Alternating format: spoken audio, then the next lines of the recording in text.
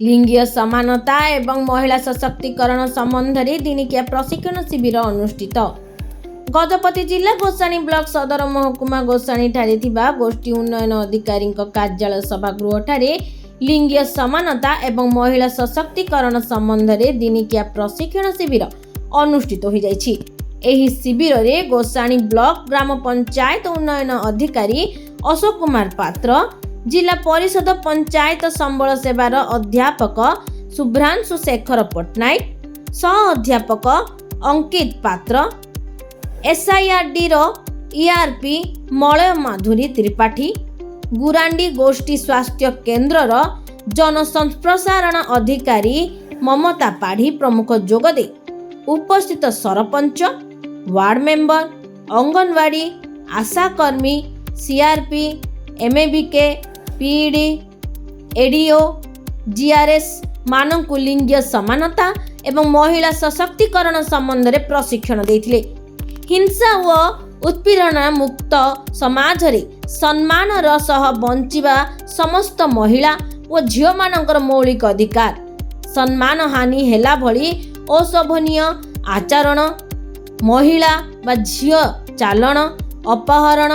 बा निखोज, लिंग विभेद, बाल्य विवाह, यौतुक संबंधी निर्यातना बा शोषण,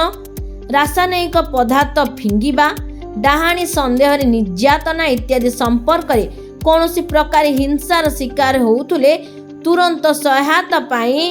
181 बा 112 बा 1098 नंबर को जोगाजोग करबा निमंते किंबा निकटस्थ अंगनवाड़ी कर्मी, स्वास्थ्य कर्मी सहित जोगाजोग करी आलोचना करि पारिबे बोली कहा जाइछि। एहा सह गोसाणी ब्लॉक को ए सबु रु मुक्त करने को हेले मिलीमिशी उद्यम जारी रखिले कौनसी प्रकार हिंसार शिकार रु रक्षा हेबो बोली मध्य कहा जाइथिला। कार्यक्रम को शिवानी साहू, त्रिपति विश्वाल एवं ब्लॉक समस्त कर्मचारी माने सहयोग करथिले। शेखर पट्टनायक मुझे अध्यापक जिला पंचायत संबल केन्द्र जिला परिषद गजपति। आज जो आम ट्रेनिंग अच्छी आम आज ट्रेनिंग मूल उद्देश्य होची महिला सशक्तिकरण एवं लिंगगत जो समानता रक्षा करने उद्देश्य आम आज ट्रेनिंग कार्यक्रम आम करुचु। एथिरे आमर आज sarpanch, PO, GRS, ADO, anganwadi, ASHA एवं एमबीके, सीआरपी एमानक आम इनवाइट करथिलु। आज ट्रेनिंग टारे आमर रिसोर्स पर्सन थे शुभ्रांशु पट्टनायक, अंकित पात्र थे, ममता पाढ़ी थे, मलय माधुरी देवी थे। सेमाने तरफ जहाँ भी अच्छी ममता पाढ़ी मैडम कहते मलय माधुरी मैडम को लीगल एक्सपेक्ट्स कौन अच्छी वुमेन को स्ट्रेंथनिंग कौन दरकार अच्छे विशेष आलोचना करते। एथिरे हम सहयोग करते मोर जिला पंचायत संबल केन्द्र स्टाफ सुश्री शिवानी साहू एवं श्री तिरुपति विश्वाल एवं ए कार्यक्रम पर्दा पक्ष नायक भली थे आमर जीपीडीओ गोसाणी श्रीजुक्त अशोक कुमार पात्र एवं गोष्ठी अधिकारी गोसाणी अध्यक्षतार आमर ये कार्यक्रम आज सफल रूपायन हो परिचालित होती जैसे गोष्ठी उन्नयन अधिकारी और ब्लॉक समस्त कर्मकर्ता आज ट्रेनिंग धन्यवाद जनाऊँ। तत्संगे आमर जो पार्टिसिपेंट आसछन्ति सबू जीपी रु आसछन्ति एवं महिला सशक्तिकरण निमंते महिला मानकर आवश्यकता हेतु जो मैंने आसीचन्ति सेमानक मध्य मु बहुत धन्यवाद देउछि कारण सेमानकर भागीदारी ही आज कार्यक्रम सफल होइछ। बहुत बहुत धन्यवाद समस्त धन्यवाद जनाऊँ। मलय माधुरी देवी ये डिस्ट्रिक्ट रिसोर्स पर्सन, ये स्टेट रिसोर्स पर्सन। आज आपंकर लिंगीय समानता एवं महिला सशक्तिकरण संबंध में एक दिन जो कार्यक्रम होती से नहीं कौन कह ये जिनस आमर आगुरी आम ट्रेनिंग नहीं आज जो आजिका दिन जो महिला मान जो अत्याचार होची भेदभाव जो लिंगीय भेदभाव रोचे जिनस को दूर करने सचेतनतार अभाव रोचे आज आम समस्त डकाई सीआरपी दीदी मान अंगनवाड़ी दीदी मान आशा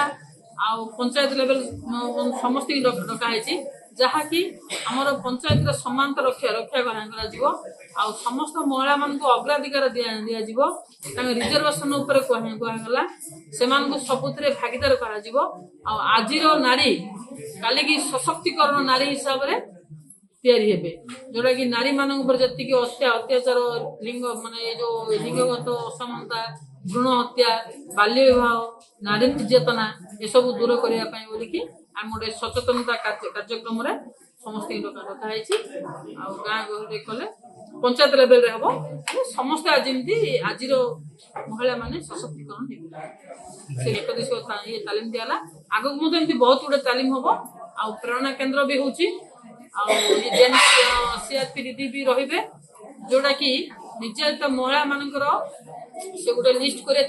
फॉर्म थी से फॉर्म फिलअप करके से डिस्ट्रिक्ट को पठेबे धन्यवाद। जो तालीम शिविर चली महिला सशक्तिकरण से समस्त एसएचजी अंगनवाड़ी आशा स्वास्थ्यकर्मी आउ पीआर मेंबर्स अच्छा केमी महिला मान सशक्तिकरण कर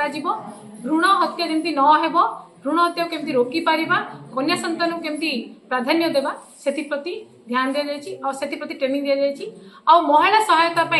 कौ नंबर से कॉल करी निज सहायता मागी पारिबे असहाय महिला केमिति निजको सहायता मागी पारिबो सरकार को से जिनस आज तांकु स्कीम माध्यम सब पठा जाए।